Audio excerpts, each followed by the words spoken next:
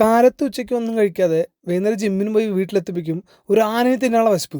എന്തായാലും ഇന്നൊരു പിടി പിടിക്കണം പറഞ്ഞ് വന്ന് ഡൈനിങ് ടേബിളിലെ പാത്രം ഒക്കെ നോക്കിയപ്പോൾ പൊറോട്ട, അതിൻ്റെ അടിയിൽ ചിക്കൻ കറി. ജിമ്മിന് പോയി വന്നതും പൊറോട്ട കഴിക്കേണ്ടതെന്ന് പറഞ്ഞാൽ കുറച്ചുകൂടി ഹെൽത്തിയായി എന്തെങ്കിലും കിട്ടുമെന്നൊക്കെ പറഞ്ഞ് നേരെ അടുക്കളയിൽ പോയി. അവിടെ നോക്കിയപ്പോൾ ഒരു കറി, അടുത്ത പാത്രം നോക്കിയപ്പോൾ കൂർക്കുപ്പേരി, അടുത്ത എൻ്റെ ഫേവറേറ്റ് ഐറ്റം. അയ്യേ ഇത് ചീര.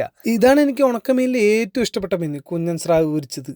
ഇത് ഉണ്ടെങ്കിൽ ഞാൻ എത്ര വേണമെങ്കിലും ചോറുണ്ണും. വാലിട്ടപ്പി അലിഞ്ഞു പോയി. പോരാ, ഞാൻ ഇതൊന്നും കഴിക്കില്ല. കുറച്ചുകൂടി ഹെൽത്തി ആയിട്ട് എന്തെങ്കിലും വേണം പറഞ്ഞ് ഫ്രിഡ്ജ് തുറന്ന് നോക്കിയപ്പോൾ പച്ചമുട്ട, അത് വേവാനുള്ള സമയം എനിക്കില്ല. അപ്പോഴേക്കും ഉള്ളിക്കോട്ടേൻ്റെ മേലെ ഒരു കൊലപ്പഴം അച്ഛൻ എവിടെ നിന്ന് കൊണ്ടുവന്നാണ്.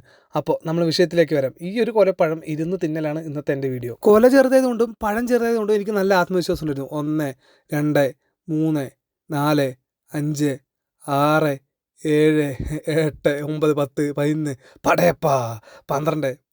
ഇതൊന്നും പോരാ, ഇനി നല്ല സ്പീഡ് വേണം. 13, 14, 15, 16, 17, 18, 19. അപ്പോഴേക്കും അനിയത്തി പേരെ അവിടെ നിന്ന് ഉരിഞ്ഞു വരുന്നു. 19, 20, 21. അയ്യോ, എൻ്റെ കയ്യിൽ നിന്ന് പോയി.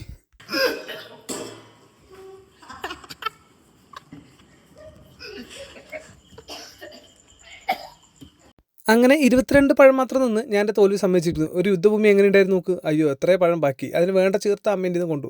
പക്ഷേ എനിക്ക് വിശപ്പ് അവിടെ കൊണ്ടൊന്നും തീർന്നില്ല. വീണ്ടും 2 പൊറോട്ടയും കുറച്ച് ചിക്കൻ കറിയും കൂട്ടി കഴിച്ചു. പൊറോട്ടയിലും ഞാൻ ഒതുക്കിയില്ല. അത് കഴിഞ്ഞ് കുറച്ച് ചോറ്, പച്ചമുളക് ഒഴിച്ച് ചോറും നല്ല ഉണക്കസ്രാവ് പൊരിച്ചതും അടിപൊളി കോമ്പിനേഷൻ കേട്ടോ. അപ്പോൾ വീണ്ടും അടുത്ത വീഡിയോയിൽ നമുക്ക് കാണാം.